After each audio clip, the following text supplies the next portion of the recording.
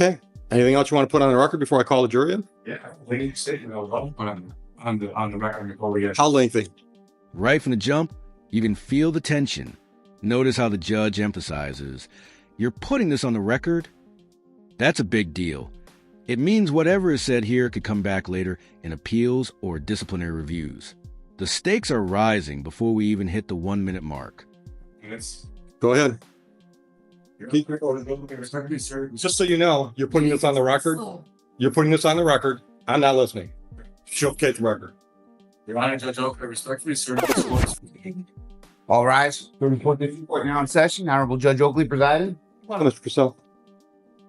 You folks can have a seat. All right, appearances for the township. Have a seat. Make yourself comfortable. All right, so Mr. Crusell, you filed a number of motions. I'm going to let you pick which one you want to deal with first. This emergency motion stay is requested judicial bias and process violation. Okay, just hold off with the argument. Hold off with the argument. The question was, what do you want to start with? Okay, so you filed something Friday. I took a quick look at it today. Is that any different than the motion to stay that you filed previously? This is just bringing the fact that all the motions I filed. Is that a yes or no, Mr. Crusell? Here's a key moment. The judge is asking a yes or no question, but the defendant dodges with a long explanation. In court, that's dangerous. Why? Because not answering directly frustrates the judge and can easily trigger contempt warnings, which we're about to see. Okay, listen to my question. Is it any different than the last motion to stay proceedings you filed? Okay, just give me what you've added since the last one, because this one I haven't had a chance to read fully. The first one I read fully. I just have the same feeds on you. Didn't give a shit about what I had to say. Okay, hold on. Listen, Mr. Crusell, this is going to be a very long day for you if you don't listen to my questions and answer my questions. That was in the original motion to stay proceedings. I've asked you to give me whatever's new in this motion. New stuff covers as cheating, agreeing, telling me to sue the Secretary of State rather than addressing the due process violations in my case. Okay, stop right there. How does that lead to why this should be stopped today? All of this is stemming from where all of this should have been stopped a while ago. That's not the way it works. Mr. Crusell, hold on. Okay, that's the last time you're going to interrupt me today. Boom. The judge lays it down. Contempt of court is officially on the table. For context, contempt means disobeying or disrespecting the court's authority. It can mean fines or jail time. And notice how the judge sets the price. $100 each time. It's like a legal slot machine, but the defendant's the one paying out. Without a contempt of court charge. Is that clear? Is that clear?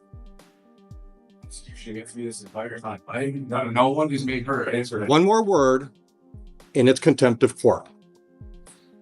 It's $100 a contempt, and if I get totally fed up with it, then I'm putting you in jail. Okay? Just because she and I happen to agree on the law as it applies to your case doesn't mean we're in collusion. It's possible that you're wrong. At least accept the possibility that she and I have the same opinion about something. That doesn't mean we're colluding. You understand that concept? Do you understand that concept? I am impartial. I've been trying to save you. Just because I agree with the prosecutor doesn't mean I'm against you. It just means I agree with the prosecutor. If you're agreeing to that, that definitely means you guys are lying against us. So that means in any case, when I buy the arguments from one side, that means I'm colluding against the other. You're agreeing. Yes or no, Mr. Crusell? No, you have to answer my question. Contempt number one, $100. And there it is, contempt number one. This is where courtroom battles stop being just about motions and start being about survival. Think of it like a video game. Every strike adds up, and the player only has so many lives left before they're locked up. Answer my question. Every time I rule in favor of one side, does that mean I'm colluding against the other? Yes or no? $200. Yes or no? Because I can do this all damn day. And when I get tired of this game, then I tell them to put you in custody because it's contempt of court, criminal contempt in my view. Yes. It is. All right. So now, any argument you make from there, I'm going to deny because that's an unreasonable position you're taking. Judges, by definition, have to decide in favor of one party or the other. That's what we do. When you made that statement, you were making... What statement is that? It was, I thought we were talking about Judge Green's SOS statement. When you made this statement that you were setting aside my American Travis, saying that you're saying that the prosecutor, the township, and his court all see things the same way, saying that all side, not even allowing me to make my argument. So you were aligning yourself with the prosecution on the argument of my way and setting it aside. That's what you were doing. Mr. Crusell, what I was doing was aligning myself with the law as I see it and interpret it. Stop. You can't just shake your head. You don't just get to disagree with me and move on. If you don't like a ruling from a judge, you have to appeal that ruling. You don't keep arguing with the ruling. That's not the way the process works. Listen, brother, listen. I have tried to save you from yourself. Pause here. The judge is actually giving him solid advice. If you don't like a ruling you appeal, you don't argue endlessly in the moment. This is a crash course in courtroom procedure that every law student...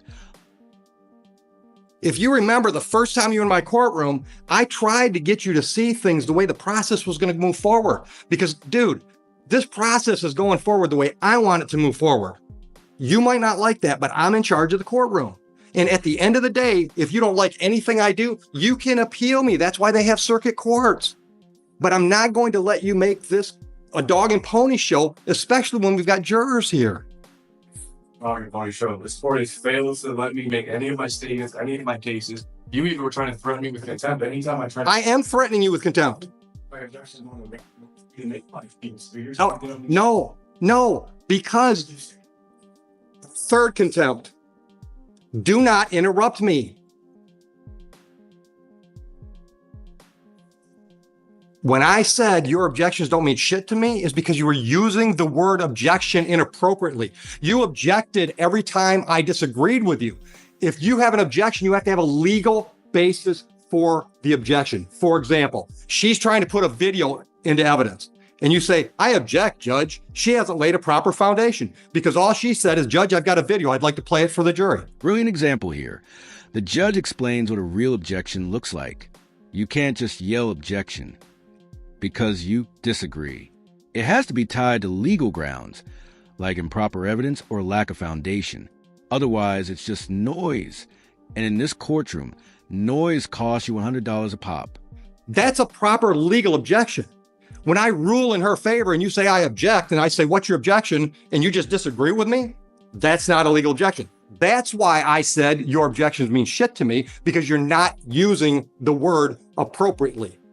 Because you don't know what you're doing. That's what I tried to tell you originally the first time you were here. You've never been to law school. You've never tried a case. You don't know the rules of evidence and all the other things that have to be in play to have a trial go forward appropriately, properly, and to be perfectly honest, in your best interest. Your Honor, again, you're trying to spin this here. I'm not spinning. Based on you not allowing me to do it. And that's what you told me when you asked me. Okay. All right. So let's do it this way. What motion would you like to address first? The motion to postpone? Denied. I'm not denying the jury trial. Especially with the jurisdiction, she never wants to leave it. It's on the prosecutor to prove those things. There's all sorts of irregularities. All right, let me stop you for a minute. What do you mean you're not going to proceed? You're here. Everything is taking question of shows the extent everything there is not to show. The defendant announces he won't participate. That's huge. Imagine refuse and play the game while the referee and the other team keep going. Spoiler. The trial doesn't stop just because one side sits out. The jury will still hear the case, and that silence might speak louder than words. Once again, you're not answering the question I asked. You just said you will not participate, and I asked, what do you mean by that? I'm not asking you to explain your reasoning. I want to know, what does that mean? I'm not going to proceed with this. You're here. So when I impanel the jury, what? You're just going to sit there and not going to talk? What does it mean when you say you're not going to participate?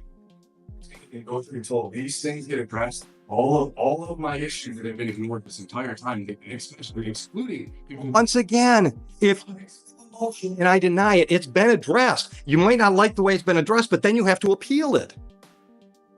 That's the point of me getting all my objections. All right, what's your objection? What's your objection to me denying your motion to postpone this trial at the last minute? Like put on the record that it's whatever you would like to do from there, you can, because I don't until these things. Like I said, Hold on. Is this statement preceding all these motions you filed? Okay, then let me make my ruling on all of them. I think there's a motion to dismiss for lack of jurisdiction, correct? Okay. Would you like to respond to that one? Because I think that's already been addressed.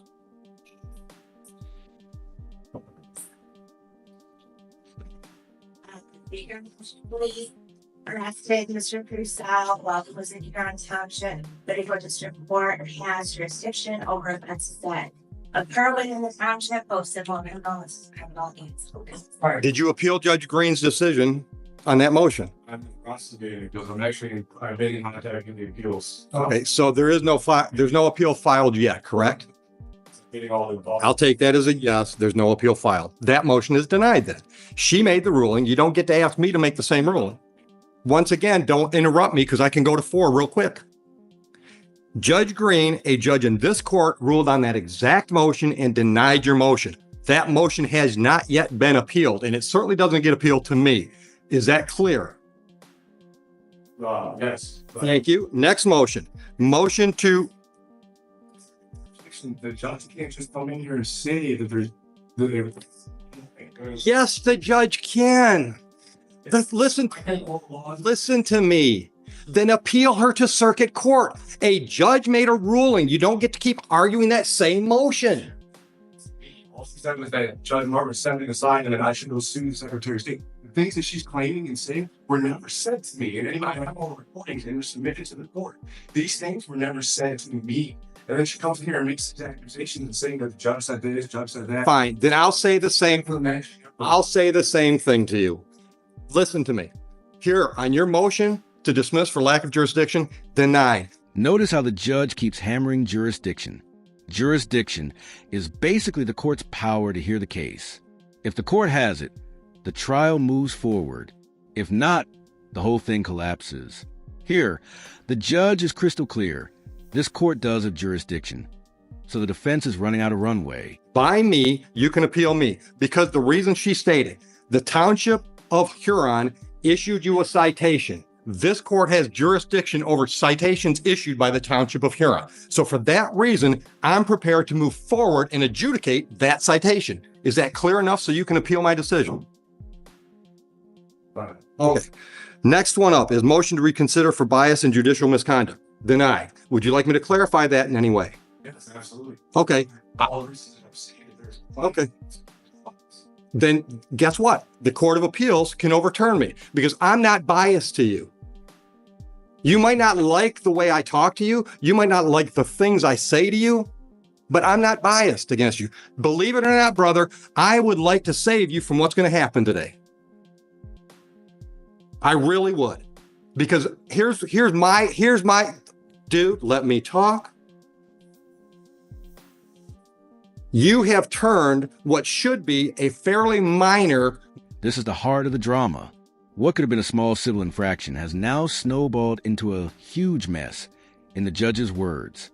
It's a reminder. Sometimes fighting every single point can backfire, turning a parking ticket into a courtroom saga. Misdemeanor and civil infraction situation into a huge mess.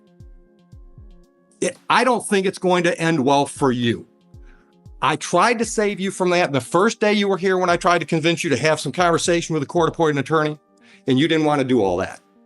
I know in my heart of hearts, I have no ill feeling towards you whatsoever, and I'm going to give you the best trial I can give you today if you decide to participate. But I am not going to let you drag things in front of this jury that I determine are not relevant because that's my job as the gatekeeper after the judge over the trial. I'm not going to let you get into a bunch of arguments that I think are just going to cloud issues if I don't think they're relevant. That's my job as the judge, not because I don't like Mr. Crusell. It's because my job as a judge is to run this trial efficiently and effectively. And I'm going to do that. And if I do that, I anticipate I'm going to step all over your toes and your beliefs. But that doesn't mean I don't like you or I have bias against you. So I am denying your motion to recuse myself. Anything else you want to put on the record so you can appeal that decision? Go ahead. Once again, stop. That's an improper use of an objection. What you want to say is, I disagree with that, which is fine. That's why you appeal it to the circuit court. But it's not an objection. What's your legal objection to my ruling? That's not a legal objection to a ruling. That's not a legal objection. So that's 2 motions down. The next one is motion for relief from judgment. I'm assuming that's Judge Martin's decision to set aside your defaults. All right. Do you really want me to grant that motion? Because if I grant your motion, that means the default that was set aside, defaults that were set aside are reinstated. Is that really what you want today? Well, listen, Mr. Crusell, yes or no? You filed a motion asking me to set aside a decision that was made. Do you really want me to set that decision aside? Because that means those civil infractions are then in default and they're done. Is that a yes or no? Yes or no? Do you want me to set aside those do you want me to set aside the default set-asides? Do you want me to reinstate those default judgments? Then I'll deny that motion. All right. You filed something called Notice of Constitutional Rights, which I didn't see anything where it required me to make any decisions or anything else. You're just letting me know that you're standing on the Constitution? So am I. All right. The emergency stay we dealt with. You also file an affidavit of non-consent. You didn't need to file paperwork for me to know you didn't consent with the proceedings, but I got the message there. Was that the only message I was supposed to get out of that document? essentially, yeah. Okay. Okay. I don't need a preachy moment. I just want to make sure I wasn't supposed to get anything else out of that affidavit other than you don't like the process that we're involved in. Next thing I had on my list was affidavit of non-consent. Oh, excuse me. Motion for judicial notice. What does that judicial notice of what? Certain terms, everything that this prosecutor keeps trying to use and apply in this case that are not the lawful terminology being used. Okay. For example. You use motor vehicle. Okay. Motor vehicles pretty much a term of art in our business. Law limits not being used. Well, then you can make those arguments, but you can't tell her she can't use that phrase. Yeah, but I'm not the trier of fact. So if you want to make an argument to the jury that her use of the term motor vehicle is improper, you can make that argument. Is that what you're concerned about? Is you're not going to be able to make the argument? Yes. You get what stuff on the record? Filings. Well, I can guarantee you're not getting all these filings on the record because the jury has no reason to know about all your motions. All of this has to go. Everything that's taking place. No. Exactly. No, that's not the way it works, Mr. Crusell. No, Mr. Crusell. All right, listen, brother, listen. You don't get to tell me what my job is. I've been doing it for 25 years. Listen. Well, then that's why they have appellate courts for the 4th or 5th time. I decide what this jury gets to see today. I decide. That is, by definition, the role of the judge at a jury trial. I get to decide what goes in front of that jury. If you don't like the decisions I make, you appeal those decisions. That's the way it works. What this jury has to decide today is whether or not you violated the township ordinance on that date. Hold on. None of these legal arguments about whether or not I should recuse myself or whether or not you notice me up for constitutional rights, none of that has to go to that jury. And none of it's going to.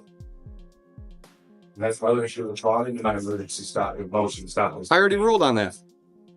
Certainly, acknowledge my motions for my next round. Once again, I'm not trying to. I'm doing my function as a gatekeeper for a jury trial. I'm deciding what's relevant and what's not. And you can disagree with me that all day long. But we're going to do it, once again, we're going to do it my way. You can appeal me. I've been appealed before. I'll probably be appealed before I retire again. It's okay. That's the way the process is set up. I encourage you to appeal me. All right? I am open-minded enough to think that perhaps my mindset about your whole travel, whole thing, maybe that's all wrong. So a circuit court judge can tell me I'm wrong. But so far, and I've ruled this way a number of times on the traveling issue, nobody's ever appealed me to lead to a circuit court judge to tell me I'm wrong. But I'm open to that idea. I've said, well, you just keep, and each judge has done the same thing. They just keep setting it aside and acting like it doesn't exist, not allow me to make my case, which is violating my rights to be able to produce my case in my head. What's your case that traveling doesn't mean operating? I'm said in fact that this court's violated my due process rights in every way, the judicial bias. In fact, all right, then appeal me. But today we're having a jury trial.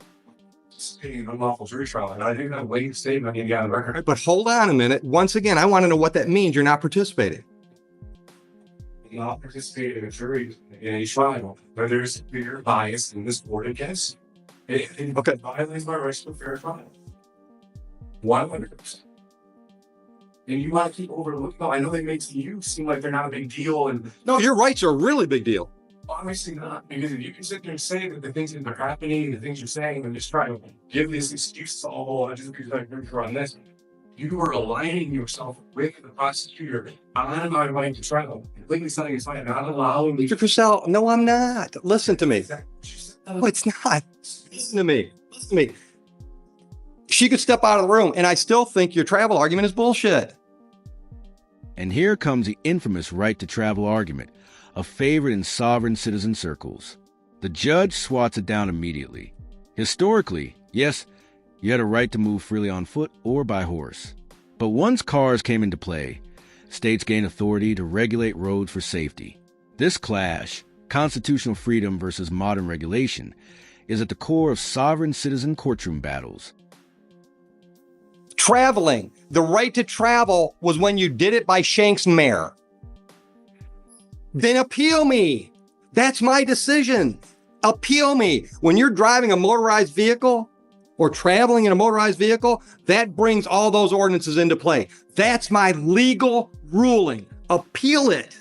I encourage you to do that. But that whole traveling argument, which, dude, I've been through that argument a whole lot more than you have. Trust me, in the last 25 years, I've had that argument a lot. Traveling as you try to apply it meant you could not be stopped by the government from walking from one venue to another.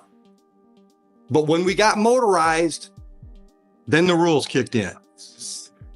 Rulings from the American jurisprudence side that literally stated that yes, first of all, you're all that, and including automobiles, as long as one does not interfere with another's rights. And this is something that's been established to be secure. Then appeal me. Take that precedent and appeal me. Here's a takeaway moment for the audience. The judge isn't saying you can't argue constitutional rights. He's saying the jury doesn't need to hear it if it doesn't directly answer the charges. In other words, appeals exist for a reason, and this courtroom isn't the stage for every constitutional debate. Well, Okay, that's your right.